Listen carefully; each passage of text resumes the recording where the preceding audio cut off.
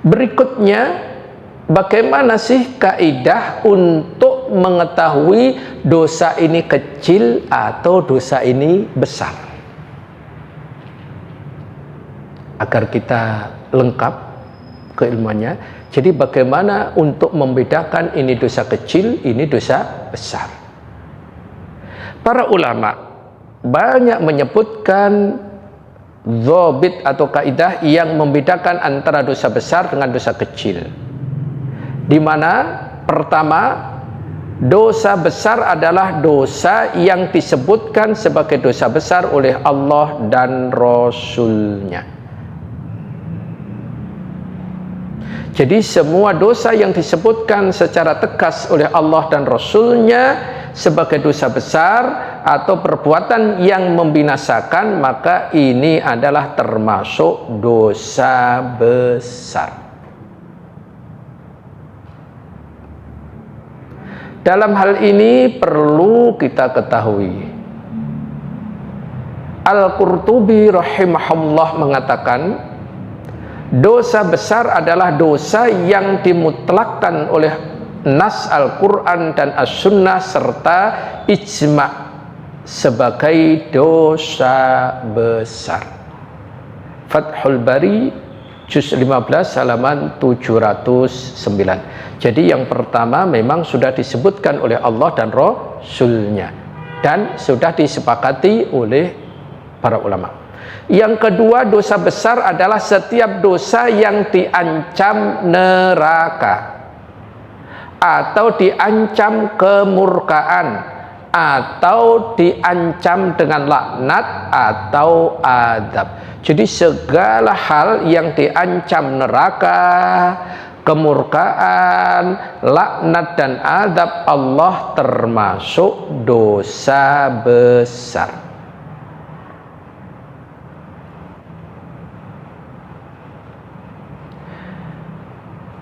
Di antaranya Allah tabaraka wa ta'ala berfirman di dalam Quran surat An-Nisa surat 4 ayat 31. Jadi kalau begitu mari kita lihat Ibnu Abbas radhiyallahu anhuma ketika menafsirkan ayat ini, beliau mengatakan dosa besar adalah yang Allah tutup dengan ancaman neraka atau kemurkaan atau laknat atau adab. Tafsir Ibnu Katsir jilid 2 halaman 282. Kemudian seorang ulama tabi'in Hasan al-Basri rahimahumullah mengatakan, setiap dosa yang Allah gandengkan dengan neraka maka itu adalah dosa besar. Jadi dosa yang digandengkan dengan neraka, ancaman neraka, berarti dosa besar. Tafsir Ibnu Katsir jilid 2 halaman 285. Yang ketiga, dosa besar adalah yang terdapat hukuman khusus. Jadi disebut dengan dosa besar kalau ada hukuman khusus. Seperti perbuatan yang dilarang oleh syariat dan digandengkan dengan hukuman tertentu. Ya, digandengkan dengan hukuman tertentu. Larangan itu disebutkan di syariat dan digandengkan dengan apa?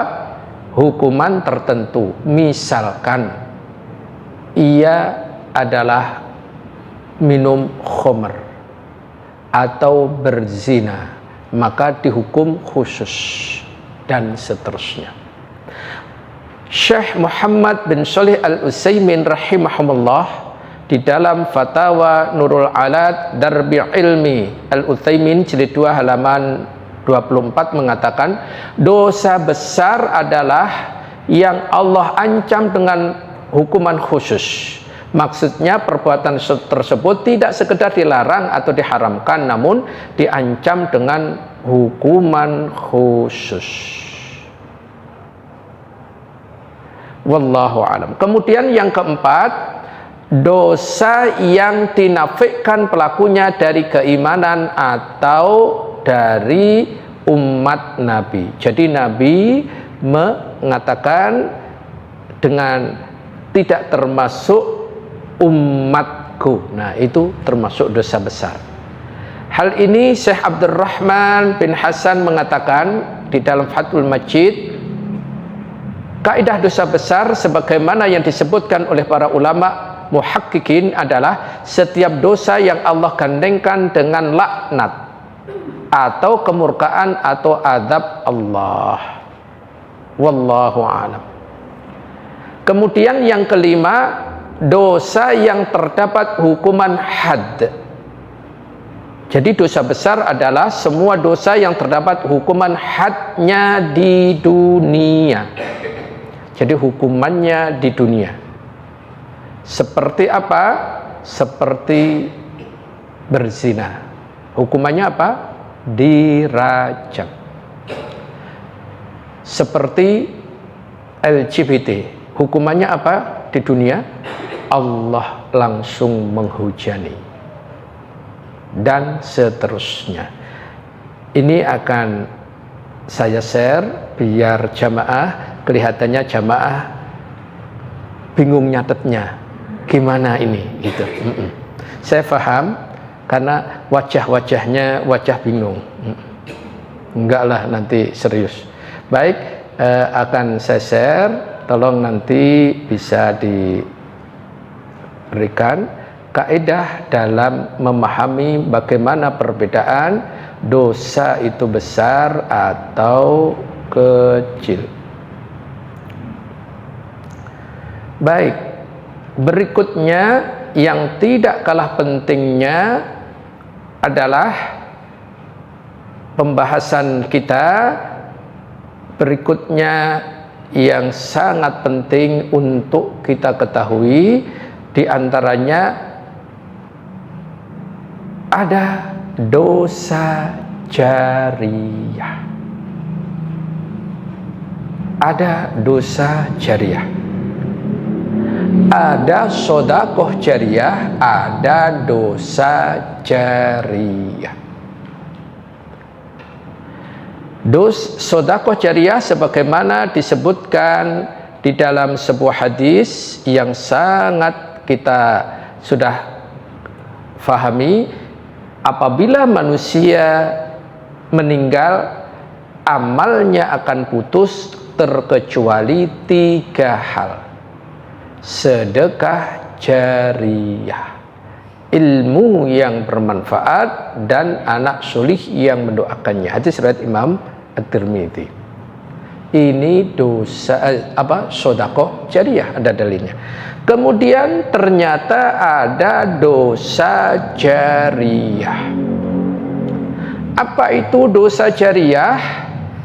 Kalau sedekah jariyah, pahalanya terus mengalir meskipun ia sudah meninggal. Kalau dosa jariyah juga demikian, namun bukan pahala. Apa? Dosanya akan terus mengalir meskipun ia sudah meninggal kalau perbuatan itu terus dilakukan oleh orang lain. Ini yang sangat berbahaya.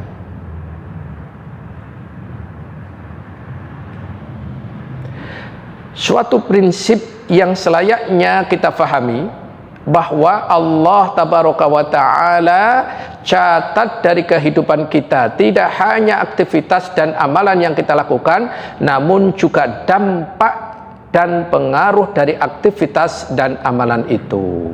Ini Allah gambarkan surat Yasin surat 36 ayat ke-12.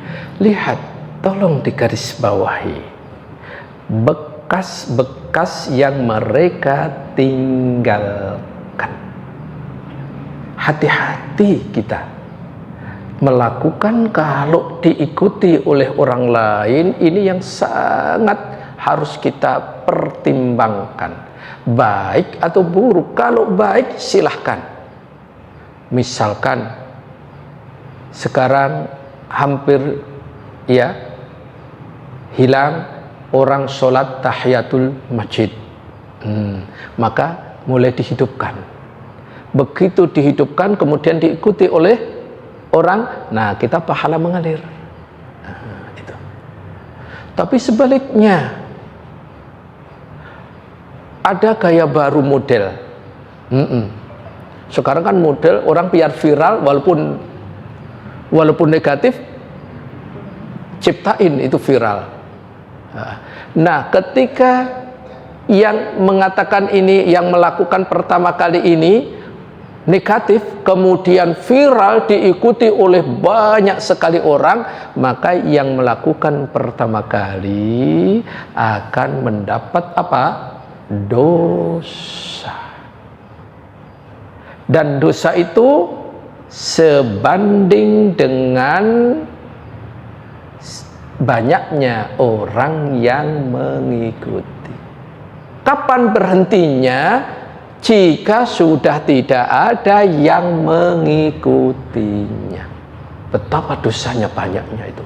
Maka hati-hati, jangan membuat amalan yang negatif pertama kali. Itu yang sangat berbahaya sekali, karena ini termasuk dosa jariyah. Lantas apa saja sumber dosa jariyah? Kalau tadi definisinya, sekarang sumber-sumber dosa jariyah. Ini yang sangat penting untuk kita ketahui. Pertama, mempelopori perbuatan maksiat.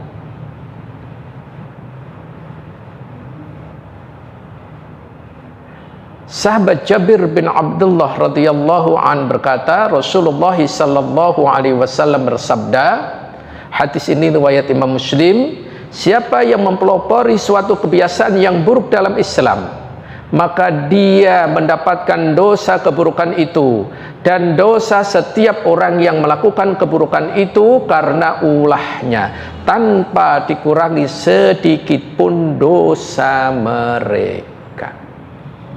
Hati-hati, sangat berbahaya sekali.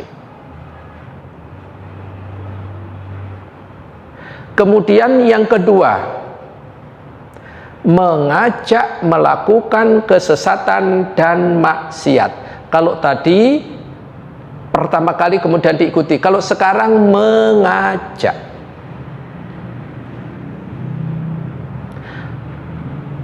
Kalau mengajak, mari kita lihat Quran surat An-Nahl surat ke-16 ayat ke-25. Masya Allah, lihat, kelak orang itu akan memikul dosanya sendiri dan dosa-dosa orang lain yang mengikuti karena ia mengajak menyesatkan orang lain itu. Ini yang harus betul-betul kita ketahui. Imam Mujahid rahimahullah mengatakan di dalam tafsir Ibnu Katsir jilid 4 halaman 566, mereka menanggung dosa mereka sendiri dan dosa orang lain yang mengikutinya, dan mereka sama sekali tidak diberi keringanan azab karena dosa orang yang mengikutinya. Masya Allah. Jadi mengajak orang lain berbuat dosa atau maksiat. Lantas yang terakhir, bagaimana cara bertaubat dari dosa jariyah?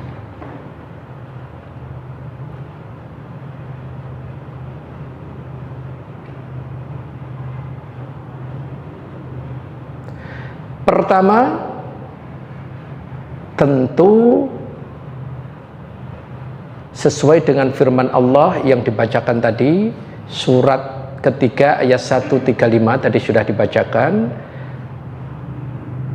Pertama, dalam ayat itu bersungguh-sungguh kembali kepada Allah dan memperbanyak mohon ampun serta berjanji tidak akan mengulanginya.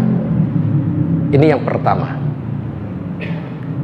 Yang kedua, setelah menyebarkan kejelekan, maka berusaha untuk menghilangkan dan mencari agar dihapus. Ini yang kalau yang sulit itu kalau mengajarkan ilmu yang salah, Ini yang sangat sulit sekali. Misalkan ini contoh aja poin kedua ini, pernah menyebarkan, maaf ini, foto-foto zaman jadul, zaman SMA yang dulu hampir belum pakai jilbab. Iya atau iya? Iya. Dulu awal-awal Facebook dan seterusnya, semangatnya menampilkan foto-foto itu. Padahal nggak pakai jilbab. Nah ini dosa ini. Ini dosa. Dan dosa siapa yang melihatnya? Kan setiap Facebook itu kan bisa dilihat kalau dia berteman dan seterusnya. Maka kalau bertaubat,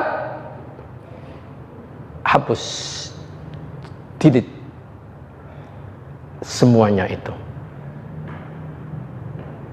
Kemudian setelah itu menulis di halaman itu, tolong yang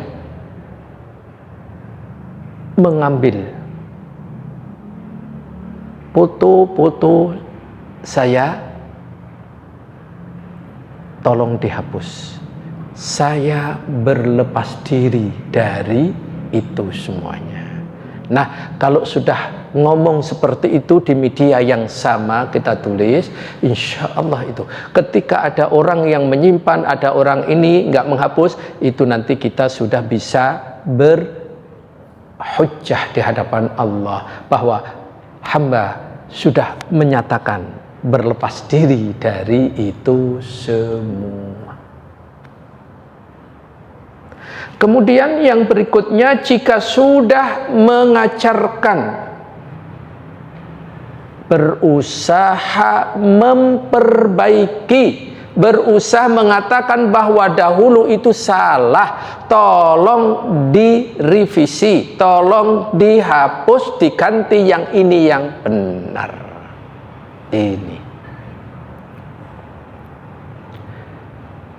Inilah di antara cara taubat dari dosa jariyah. Tentu yang pertama, kedua, ketiga dan seterusnya tadi harus betul-betul bersungguh-sungguh ingin bertaubat kepada Allah Subhanahu wa taala. Dan kandungan hadis ketiga dan keempat, orang yang paling mengetahui setelah Nabi adalah para sahabat. Bagaimana kewaraan para sahabat? Di antaranya tadi adalah para sahabat tadi apa? Melihat dosa itu seolah-olah ia duduk di bawah gunung. Ia takut sewaktu-waktu itu gunung itu jatuh. Inilah para sahabat ketika melihat dosa itu. Sebaliknya, wa innal fajira, adapun orang-orang yang fajir, yakni orang yang suka berbuat dosa, yaradzunubahu kadzubabin marra ala anfi. Dosa-dosa yang ia lakukan, ia melihat lalat yang terbang di depan hidungnya. Jadi kalau orang yang fajir, orang yang gemar melakukan dosa-dosa itu, maka kalau melihat dosa itu seperti apa? Lalat yang terbang di hadapan mereka. Kelihatan nggak lalatnya? Tidak kelihatan. Tapi kalau orang mukmin, para sahabat menunjukkan orang yang beriman dan orang yang memahami benar, dosa laksana seperti gunung yang sangat besar itu, dan kita berada di bawahnya. Gunung sewaktu-waktu bisa runtuh, bisa jatuh. Mungkin kalau gunung di Indonesia jarang karena banyak rumput-rumputan, kayu dan sebagainya. Coba lihat gunung-gunung di dataran Jazirah ya, Arab dan seterusnya. Gunung yang adanya hanya batu-batu semuanya. Sewaktu-waktu bisa jatuh. Wallahu a'lam. Semoga Allah tabaraka wa taala menjauhkan kita dari seluruh dosa-dosa ini dan menjadikan kita faham dengan dosa-dosa dampaknya yang begitu besar dan membinasakan, meskipun sebagian meremehkan, tapi kita mencoba seperti bahasa yang dibawa oleh para sahabat radhiyallahu anhum dan para ulama, dosa meskipun kecil di hadapan Allah besar dan bisa membinasakan. Kita berdoa kepada Allah, semoga Allah mengampuni dosa-dosa kita, baik yang kecil ataupun yang besar, yang kita tidak sengaja apalagi yang kita sengaja, baik yang lalu, sekarang maupun yang akan datang. Amin amin.